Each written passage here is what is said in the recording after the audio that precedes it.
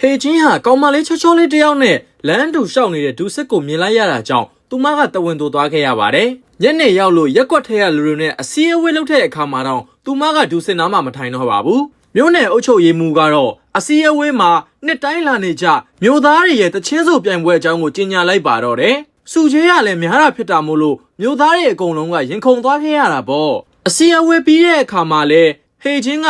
ဒူစစ်ဟာသူတို့နှစ်ယောက်နန်းခဲ့တဲ့ညအကြောင်းကိုလျှို့ဝှက်ထားပြီးမနေ့ကလည်းကောင်မလေးတစ်ယောက်နဲ့လမ်းလျှောက်နေတာကိုမြင်လိုက်ရလို့ဒူစစ်ကိုရှောင်နေခဲ့ပါတယ်။ဒူစစ်ကလည်းအတင်းလိုက်ပြီးစကားပြောတဲ့အခါမှာတော့ဟေချင်းကဒူစစ်ကိုသူစီးကိုစီးနဲ့နေရအောင်ဆိုပြီးတော့မျက်နှာကြီးစူပုတ်ပြီးပြောလိုက်ပါတော့တယ်။ဒီလိုနဲ့ပဲတချင်းစော်ပြိုင်ပွဲလေးကိုရောက်ရှိလာပါပြီ။ပြိုင်ပွဲမှာတော့ထူးအိမ်သိန်းရဲ့ဆရာဖြစ်တဲ့အဆိုတော်ဟောင်းကြီးတကြီးရွယ်အိုတွေအပြင်နမ်ဆော့ကပါသူ့ရဲ့ကီးကြောင်နေတဲ့အတန်ကြီးနဲ့စင်ပေါ်မှာဖင်ကုန်းအောင်နေတာမို့လို့ပွဲလာကြီးတဲ့ပရိသတ်တွေကသူတို့သားသမီးတွေရဲ့နားကိုပိတ်ပေးနေရပါတယ်။ပြိုင်ပွဲဝင်နေတဲ့မှာပရိသတ်တွေအားလုံးရဲ့အသေးတွေကိုတိမ့်ပိုင်နေသူကတော့ဂယ်ရီပဲဖြစ်ပါတယ်။ဂယ်ရီဟာတချင်းစော်အလွန်ကောင်းသူဖြစ်ပြီးအမူအရာလေးတွေကလည်းပရိသတ်တွေကိုဥရားစေတာမို့လို့လက်ခုပ်တန်တွေတဖြောင်းဖြောင်းနဲ့အားပေးတာခံလိုက်ရပါတယ်။အဆိုတော်ဟောင်းကြီးရဲ့သမီးဖြစ်သူဂျူရီကလည်းပြိုင်ပွဲမှာစရင်ပေးထားသူပါ။သူမကဒီပြိုင်ပွဲမှာသူမဆူရခဲ့ရင်ဆူရတဲ့ပတ်စံနဲ့သွားတွေကို brace တက်မလို့ပဲဖြစ်ပါတယ်။ဒါပေမဲ့သူမရဲ့ခြေချင်းဝက်ကချော်လဲပြီးဒဏ်ရာရထားတာမလို့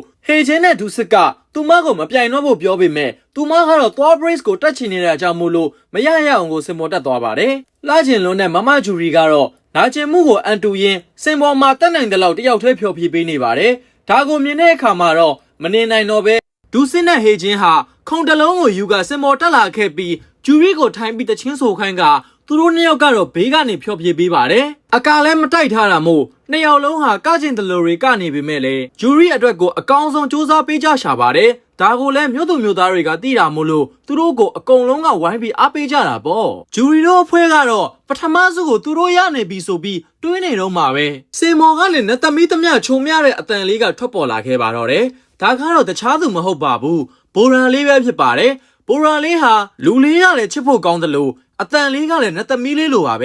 သူမရဲ့မိဘတွေကတောင်းသူမတချင်းဆိုနိုင်မှန်းကိုမသိခဲ့ကြပါဘူးဒီလိုနဲ့ပဲဘိုရာလေးကပထမရသွားပြီးဟေချင်းတို့ကတော့ဒုတိယရသွားခဲ့ပါတယ်ဟေချင်းကတော့ဂျူရီကိုဝမ်းမနေဖို့နဲ့သူမကိုယ်တိုင်အကုန်ချခံပြီးဂျူရီကို brace တွေတက်ပေးမယ်ဆိုပြီးပြောလိုက်ပါတော့တယ်တချင်းဆိုပြိုင်ပွဲရဲ့နောက်ဆုံးချိန်ကိုရောက်လာတဲ့အခါမှာတော့ surprise အနေနဲ့ကိုရီးယားအိုင်ဒိုအဖွဲ့တစ်ဖွဲ့ကလာရောက်ဖျော်ဖြေပါတယ်ဒီအဖွဲ့ကဂျူရီအရန်ကြိုက်တဲ့အဖွဲ့ဖြစ်ပြီးဟိုတနေ့ညကစိုင်းမညစာလာစားတဲ့ဂျူရီရဲ့အကြိုက်ဆုံးအိုင်ဒိုဖြစ်တဲ့ဂျွန်လဲပါဝင်နေပါတယ်ဟေချင်းကလည်းအရန်ကိုအံ့ဩသွားခဲ့ရပြီးပရိသတ်တွေအကုန်လုံးကဒီကောင်ချောလေးကပြတ်ဖျော်ဖြေတာကိုလက်ခုပ်တဖြောင်းဖြောင်းနဲ့အားပေးခဲ့ကြတာပေါ့ကပြတ်ဖျော်ဖြေပြီးတဲ့နောက်မှာအိုင်ဒိုအဖွဲ့ကပြန်ဖို့လုပ်နေတဲ့အချိန်မှာပဲဂျူရီကသူ့ရဲ့အကြိုက်ဆုံးအိုင်ဒိုနဲ့စကားပြောရဖို့အနောက်ကနေပြေးလိုက်ပါတယ်ဒါပေမဲ့ခြေထောက်ကအရန်ကိုနာနေတာကြောင့်သူတို့ကမမိနိုင်တော့မဲ့အချိန်မှာပဲသူမရဲ့အဖေကရောက်ရှိလာခဲ့ပြီးသူမကိုကြောပိုးကအိုင်ဒေါ်ရီစီကိုအချိန်မီလေးရအောင်ပြေးလာနိုင်ခဲ့ပါတယ်ဂျွန်စီကိုရောက်တဲ့အခါမှာတော့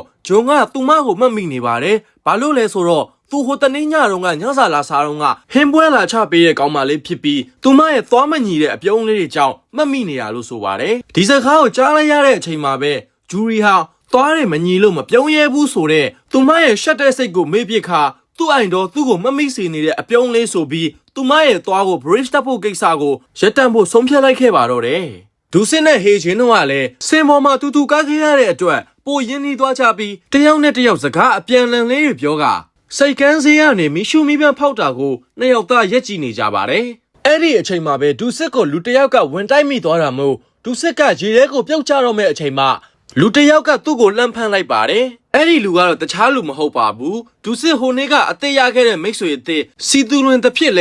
အာဆင်နယ်ဖန်ဆောင်းဟွန်းဖြစ်နေတာပါဆောင်းဟွန်းနဲ့ဟေချင်းကအချင်းချင်းမြင်လိုက်ရပြီးအံ့ဩသွားခဲ့ရပါတယ်ဟေချင်းရဲ့ပါဇက်ကလည်းဆောင်းဟွန်းကိုဥပါဆိုပြီးခေါ်လိုက်မိပါတော့တယ်တကယ်တော့ဆောင်းဟွန်းကဟေချင်းငယ်တုန်းကသူ့ဖန်းကိုနှုတ်ဝယ်ပေးခဲ့ဘူးတဲ့စီနီယာအကိုကြီးတယောက်ဖြစ်နေခဲ့တာပါသူတို့၃ယောက်ရဲ့စကားပြောနေတော့မှပဲဟိုတနေ့ကဒူးစင်းနဲ့လမ်းတူတူရှောက်နေခဲ့တဲ့ကောင်မလေးကလည်းရောက်ချလာပါတယ်ဖြစ်ချင်တော့အဲ့ဒီကောင်မလေးကစောင်းဟွန်းရဲ့လက်ထောက်ဖြစ်နေခဲ့တာပါဒါပေမဲ့လည်းဒူးစစ်ကသူမကိုမမှတ်မိပါဘူးဘာလို့လဲဆိုတော့သူမကမျက်မှန်အထူကြီးတတ်ထားလို့ပါမျက်မှန်ကိုချွတ်လိုက်တော့မှပဲဒူးစစ်ကဒီကောင်မလေးကသူနဲ့တူတူလမ်းလျှောက်ခဲ့တဲ့ကောင်မလေးမှသိလိုက်ရပါတယ်တကယ်တော့သူတို့နှစ်ယောက်ကလမ်းလျှောက်တာမဟုတ်ပဲဒူးစစ်ကနေစားခတ်ယူပြီးသူမကိုမြို့အနှံ့ခိုင်းလုပ်ပေးရဖြစ်ပါတယ်ဒီ ဒီစကားကိုကြားလိုက်ရတော့မှဟေချင်းဟာအဖြစ်မှန်ကိုတည်သွားပြီးသူမရဲ့တဝင်းတုံနေတဲ့စိတ်တွေလည်းရောကျသွားပါတော့တယ်အဲ့ဒီညမှာပဲမြို့နယ်အုပ်ချုပ်ရေးမှူးကစားပွဲလေးတစ်ပွဲလုပ်ပြီးစားဟွန်းနဲ့သူ့ရဲ့လက်ထောက်ဖြစ်သူဂျီဝွန်းတို့ကိုမြို့သူမြို့သားတွေအားလုံးနဲ့မိတ်ဆက်ပေးပါတယ်တကယ်တော့သူတို့အဖွဲ့ဟာဒီမြို့ကိုရောက်လာရတဲ့အကြောင်းရင်းကတော့ဒီမြို့ရဲ့ထူးဆန်းတဲ့အလေးအထတွေနဲ့အရန်ကိုအရသာရှိတဲ့အစားအသောက်တွေအကြောင်းကိုသူတို့က TV series လေးတစ်ခုအဖြစ်ရိုက်ဖို့ပဲဖြစ်ပါတယ်မြို့သူမြို့သားတွေကလည်းလိုက်လဲကြိုဆိုကြပြီးသူတို့အားလုံးပျော်ပညစာအတူစားလိုက်ကြပါတယ်ဒါပေမဲ့ဟေချင်းနဲ့စာဟွန်းတို့ကရှေးအောင်နောက်ဖြစ်တွေပြောနေကြတော့ဒုစစ်ခမတယောက်တည်းဘာမှပြောစရာမရှိပဲနေရပါတယ်ဒီကြားတဲ့နမ်ဆော့ကလည်းသူတို့နှစ်ယောက်ကဘာတွေလဲဆိုတဲ့အမူအရာနဲ့စကားမျိုးတွေပြောတော့သူစစ်ကမနေနိုင်တော့ပါဘူးဟေချင်းအိမ်ပြန်မို့လောက်တဲ့အချိန်မှာပဲစာဟွန်းကလိုက်ဖို့ပေးမယ်ဆိုပြီးထွက်ခဲ့ပါတယ်ဒါပေမဲ့ဒုစစ်ကလည်းငြိမ်မနေပါဘူးသူကလည်းသူတို့နှစ်ယောက်နဲ့အတူအိမ်ပြန်ခဲ့လိုက်ပါတော့တယ်ဟေချင်းကလည်းဒုစစ်ကလိုက်ခဲ့တာမို့အံ့ဩသွားလို့ဒုစစ်ကတော့သူ့ရဲ့မိတ်ဆွေအသက်စာဟွန်းဟာလမ်းပြောက်တက်တာမို့သူစိတ်မချလို့လိုက်ခဲ့တာဖြစ်ကြောင်းပြောလိုက်ပါတော့တယ်အဲ့ဒီနောက်မှာပဲသူတို့၃ယောက်ကစကားပြောရင်းဒုစစ်ရဲ့အိမ်မှာအရက်တောက်ဖို့ဖြစ်သွားခဲ့ပါတယ်စာဟွန်းတန်းစင်ခံသုံးနေတော့မှာပဲဒုစစ်ကတော့ထုံးစံအတိုင်းအမြီးတွေကိုပြင်ဆင်နေတာပေါ့ဟေချင်းကတော့ဒုစစ်ရဲ့အနားကိုတိုးလေးရောက်လာပြီးဆောင်းဟွန်းကိုဟိုနှင်းကျမူးခဲ့တော့ကဖြစ်ခဲ့တဲ့ကိစ္စကိုမပြောပြဖို့ဒုစစ်ကိုတိုးလေးလာပြောပါတယ်ဒုစစ်ကလည်းဒေါသထွက်သွားပြီးအေးပါဟာတိပါတယ်ဆိုပြီးပြန်ပြောလိုက်တာပေါ့အရက်ဝိုင်းမှာလည်းစကားပြောကြရင်အငင်းခုံတစ်ခုမဖြစ်လိုက်နဲ့ဖြစ်လိုက်တာနဲ့ဟေချင်းနဲ့ဆောင်းဟွန်းကတစ်ဖွဲ့ဒုစစ်ကတစ်ဖွဲ့ဖြစ်နေတာပေါ့လူပြိုကြီးခမရလည်းနှစ်ယောက်လုံးကိုအမြင်ကပ်ပြီးတဝင်းနေကြိတ်ပြီးတူနေရပါပြီဒီလိုနဲ့ဆောင်းဟွန်းကဒုစစ်ကိုသူတို့ဒီမှာ TV အစီအစဉ်ရိုက်ကူးနေတဲ့အချိန်အတွင်းသူ့ကိုဒီမျိုးမှာဂိုက်လုပ်ပေးဖို့တောင်းဆိုတဲ့အခါမှာတော့ဒုစစ်ကညှင်းပယ်ပါတယ်အဲ့လိုနဲ့ပဲသူတို့ကဂိမ်းတစ်ခုစော့လိုက်ကြပြီးစီးမြင်းကတော့ရိုးရှင်းပါတယ်သူတို့အရှိမချထားတဲ့ခွက်နှစ်ခွက်တွေက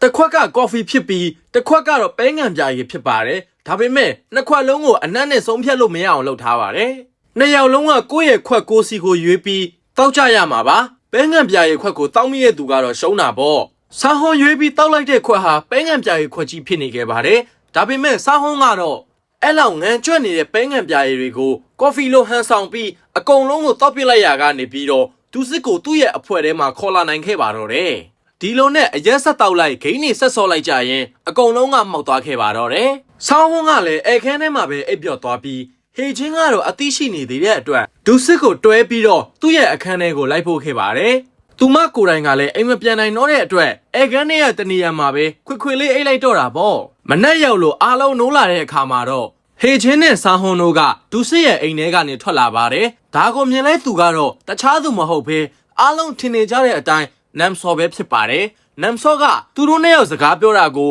ခိုးနားထောင်နေရင်ကနေမှဒုစစ်ကပါအိမ်ထဲကထွက်လာကိုမြင်လိုက်ရတဲ့အခါသူတို့၃ယောက်ကတညာလုံးတူတူရှိခဲ့ကြတာလားဆိုပြီးနမ်ဆော့ရဲ့မျက်လုံးတွေကပြူးကုန်ကြပါတော့တယ်